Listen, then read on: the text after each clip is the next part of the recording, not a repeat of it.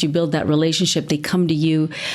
So it's been a really good way to do it. And sure, sometimes you spend more time on a particular job, but in the end, if you shift your mindset so that it's not about billable hours and it's about client service and having that client satisfaction, it pays off in spades, because then you get that word of mouth referral, and happy clients means more business. So I think in the long run, that's the way to think of it.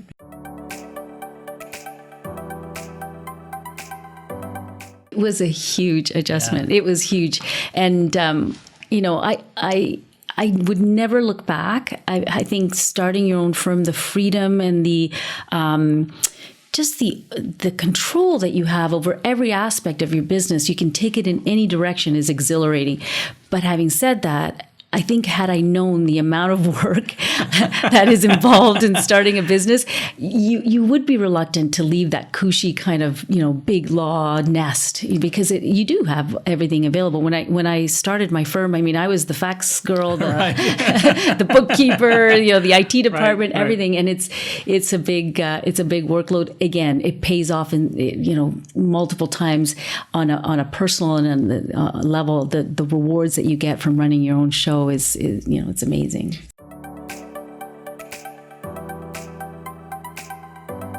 Don't be afraid to hire. For the first year, I was swamped. Because the firm grew so dramatically, so quickly, because of the economic climate.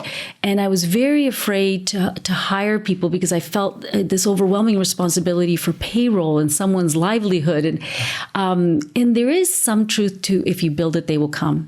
I've often thought of that phrase. And I think if you expand your team, it liberates your time to actually do what you're good at, which is bringing in the business. So hiring is something that perhaps I should have done a bit earlier in terms of expanding the team. That would be another one.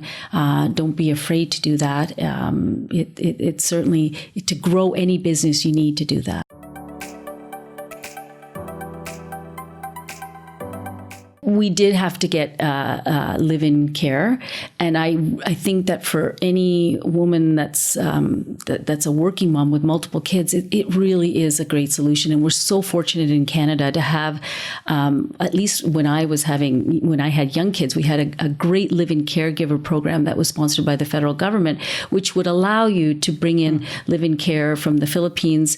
In our case, it was a woman from the Philippines who's still with our family. Not on a full-time basis. Is she a part of the family? She's a part of the family. Isn't that nice? Absolutely. And so for me, that was indispensable, because having someone at home that could help out, she was more for me than for the kids, really.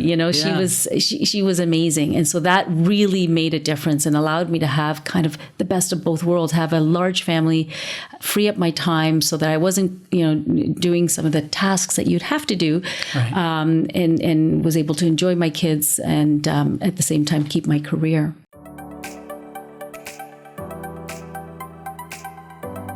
The point of being an entrepreneur is ownership over your time, right? So I think otherwise you'd be a cog in a big machine, and you wouldn't have the flexibility and the ability to control your time. So if you're fortunate enough to be an entrepreneur and have that ability, take advantage of it. Take advantage of the flexibility. Make yourself the time to do the things that you love. That's the point, right? Yeah. So that's the point. Would you make the argument it's very similar to exercise, in that you've got to find the time to exercise, take care of your physical self? In this case, you got to find time to do these things to take care of your mental health. Is that Agreed. A fair comment? Yeah, I think that's absolutely right. And the relaxation for me of painting, getting lost in a painting, and just the excitement, it was like, I don't know, the best exercise possible. You really do get a high from creating, and I think humans are born to create, whether it's art or anything. Someone might be good with wood or writing, whatever it is. I think we're driven to create, and that is a very exhilarating process to go through.